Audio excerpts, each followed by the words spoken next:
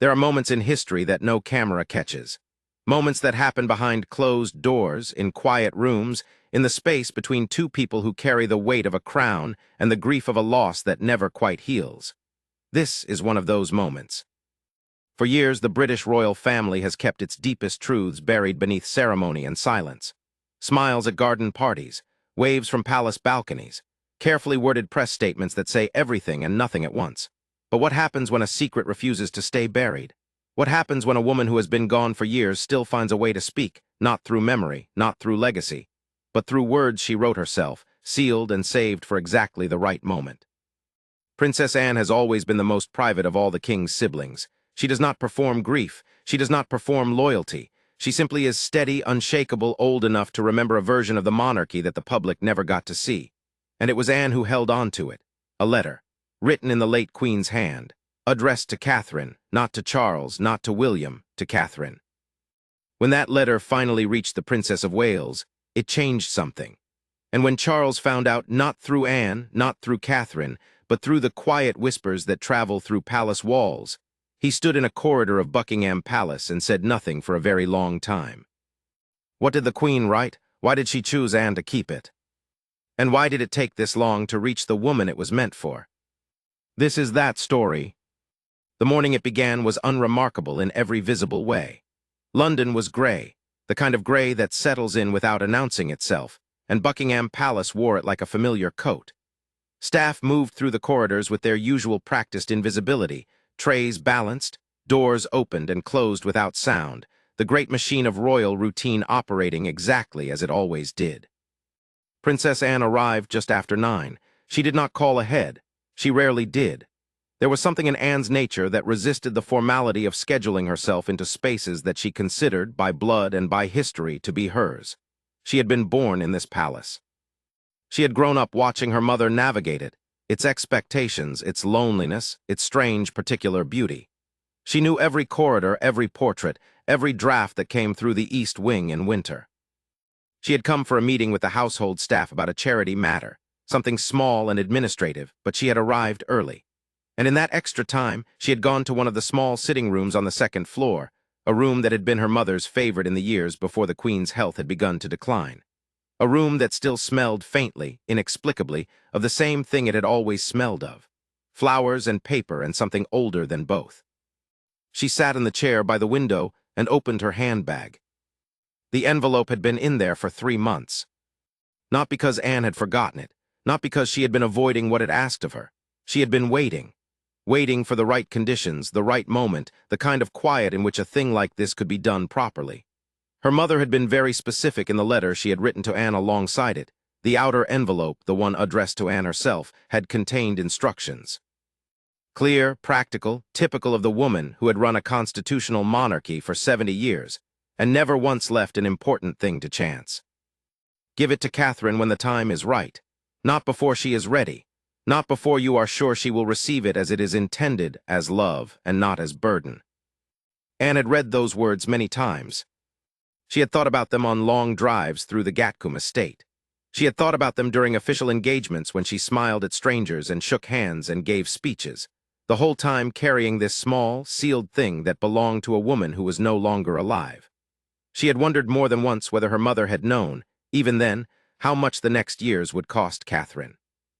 Whether the Queen had seen something in her daughter-in-law that others were only beginning to understand, the particular strength that does not announce itself, the kind that holds quietly under pressure until you realize, too late, how much it was holding. The time had felt right now. Catherine had come through something difficult. The months of medical absence, the recovery, the slow and careful return to public life, and through it all a dignity that Anne recognized because she had seen it before in another woman in another era. Her mother had carried illness quietly too, had never let the public see the full cost, had shown up always because showing up was the thing. Catherine was showing up. Anne had been watching. She took the envelope from her bag and set it on the small side table beside the chair. Then she called Catherine's private secretary and asked for a meeting. Not a lunch, not a formal engagement, just a meeting private in the next few days. The secretary said she would check and call back. Within the hour, it was arranged. Catherine arrived at the agreed location 3 days later. Not the palace. Anne had suggested her own London residence, something smaller, less watched, less weighted with institutional formality.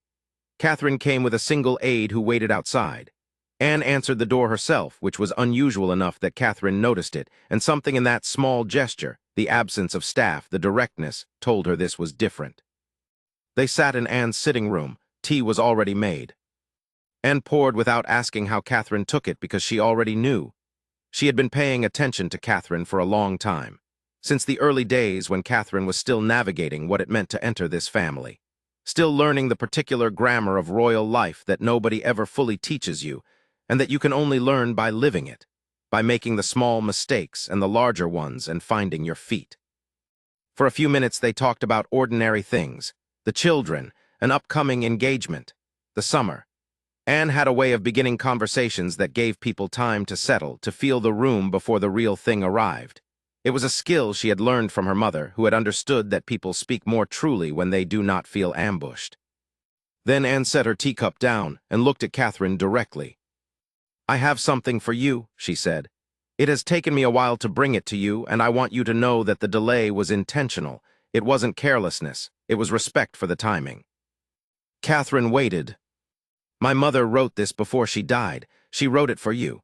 She asked me to hold it until I thought you were ready to receive it, and I think you are." She held out the envelope. It was cream-colored, formal in its weight, with Catherine's name written on the front in a hand that Catherine recognized immediately. There was no mistaking that writing. She had seen it on Christmas cards, on small notes that had arrived over the years at various moments. After George was born, after Charlotte, after Louis, after difficult stretches that the press had made harder. The Queen had always been quietly present in that way. A note here, a word there, nothing that called attention to itself, just presence. Catherine took the envelope with both hands. She did not open it immediately. She sat with it for a moment in a way that Anne found she could not look at directly. It was too private, too interior, the way Catherine held that paper, like she was already receiving something from it before she had even broken the seal. "Would you like me to give you a moment?" Anne asked. "No," Catherine said. "Please stay." So Anne stayed. The letter was 4 pages. Catherine read it slowly, and as she read, the room was completely quiet. Anne looked at the window, at the garden outside, at the particular quality of the afternoon light. She did not watch Catherine's face. She had decided when she imagined this moment that she would not watch, that this was Catherine's and the Queen's and not hers to witness in that way. She had already done her part. But she heard it when Catherine's breath changed. A small thing, almost nothing, just a shift in the rhythm of it. And she heard the silence that came after, the longer kind, the kind that is not empty but full. When Catherine finally folded the letter and set it gently on her lap, she did not speak for a moment. Then she said very quietly she knew. Anne nodded, though she did not know specifically what the Queen had written. She had not read the letter. Her mother had sealed it before she handed it to Anne, and Anne had kept it sealed because that was the instruction, and because it was the right thing, and because Anne understood better than most people that some things between women do not need to be witnessed by a third party to be real. "She knew," Catherine said again, and this time it was less a statement and more something working its way out of her, something that had needed a place to go. Anne reached across and put her hand over Catherine's for a moment, just a moment, then she withdrew it. "She saw you very clearly," Anne said, "from the beginning. I think she wanted you to know that." Charles found out 4 days later. It did not come from Anne. It did not come from Catherine. It came the way these things sometimes come in royal households, through the connective tissue of staff and schedules and the proximity of people who are always, always nearby. A lady-in-waiting mentioned something to an equerry in passing. The equerry mentioned it to a private secretary. The private secretary, not realizing the weight of what he carried, mentioned it to the king's household in the context of explaining why Princess Anne had requested a private meeting and why it had been kept off the formal calendar. Charles heard it on a Thursday morning. He was in his study at Buckingham Palace, going through correspondence, when his private secretary relayed the sequence of events. The meeting, the envelope, the letter from the late Queen, addressed to Catherine. He sat very still for a long time. There were things about his mother that Charles had spent a lifetime trying to understand. The way she managed distance. The way she could love deeply and show it rarely, or show it in ways that were not always immediately recognizable as love, in practical gestures, in careful planning, in the forethought that went years beyond the present moment. She had been a woman who thought in decades, who understood that the consequences of today arrive not tomorrow, but in 10 years, 20, and so she had always planned that far ahead. He had not known about a letter to Catherine. He had not known that his mother had confided something specific enough to warrant a sealed letter, private and separate, held by Anne and not by the household, not by the lawyers who had managed the estate, not by anyone connected to him. He had not known that his mother had chosen Anne as the keeper of this particular thing. He was not angry. That would be too simple and too wrong. What he felt was more complex than anger, a mixture of grief and something that might have been, if he was honest with himself, a kind of awe. Because even in death, she was still doing it, still managing the room, still understanding what was needed before anyone else had articulated the need. His mother had looked at Catherine, at this woman who had come into their family, and been tested by it in ways that the public saw only partially and the family saw more fully, and had decided that Catherine deserved something direct, something private, something that the institution could not mediate or dilute. And she had trusted Anne to know when. He stood up from his desk and walked to the window. The palace grounds were visible from here, the formal gardens, the paths, the geometry of it all.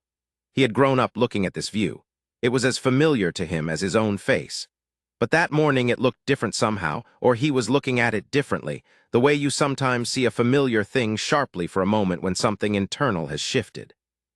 He thought about Catherine, about what she had carried over the past year, about the illness, the surgeries, the slow recovery that had happened mostly in private, mostly away from cameras, mostly in the particular silence that descends on a family when someone they love is in danger, and there is very little anyone can do except be present and wait and hope. He had been present. He had tried to be present. But he had also been the king, and being the king means that even your grief has to be managed, has to be scheduled, has to exist alongside the unending requirements of a role that does not pause for personal weather.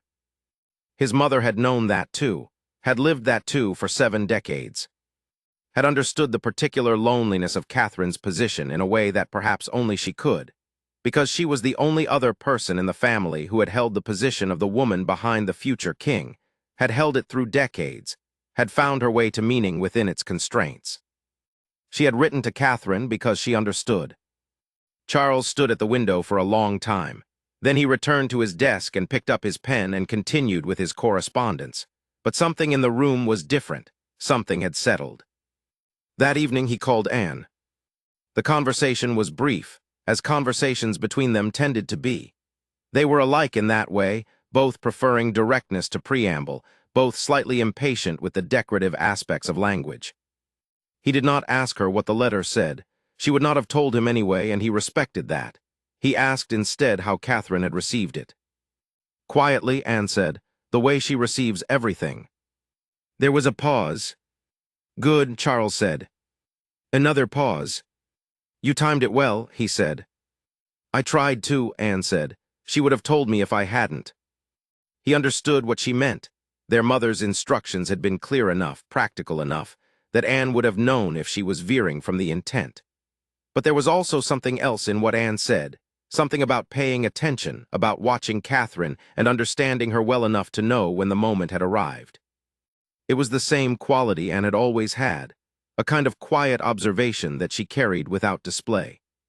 She chose the right person to hold it, Charles said. She usually did, said Anne. In the weeks that followed, Catherine did not speak publicly about the letter. There was no announcement, no interview, no carefully managed press release. The palace did not confirm anything. The story existed in the way that these things sometimes exist, known within the family, half-sensed by the outer circle, invisible to everyone else. But those who saw Catherine in the months after said there was something different about her. It was not dramatic. It was not the kind of change that announces itself. It was more like watching someone who has been carrying something set it down, not because the weight is gone, but because they finally have a place to put it, a context for it, a name for the thing they had been holding. She had been seen by the late queen, clearly, fully, without the filter of role or duty or public image. The woman who had run the monarchy for longer than most people could imagine had taken time in the final years of her life to see Catherine, not the Princess of Wales, not William's wife, not the future queen consort, but Catherine, and had written it down, and had trusted it to the one person in the family who would know when to deliver it. That is not a small thing. In a world of ceremony and protocol and managed distance, that is not a small thing at all. Princess Anne had done what her mother asked, in the way her mother had trusted she would. Charles had learned something about his mother that surprised him and didn't surprise him, because she had always been capable of this: the long view, the private kindness, the care that operated beneath the surface of everything visible. And Catherine had received something that no title could confer and no institution could manufacture. A letter, 4 pages, written by hand, by a woman who had seen her clearly and wanted her to know it. In the quiet corridors of royal life, that is sometimes everything.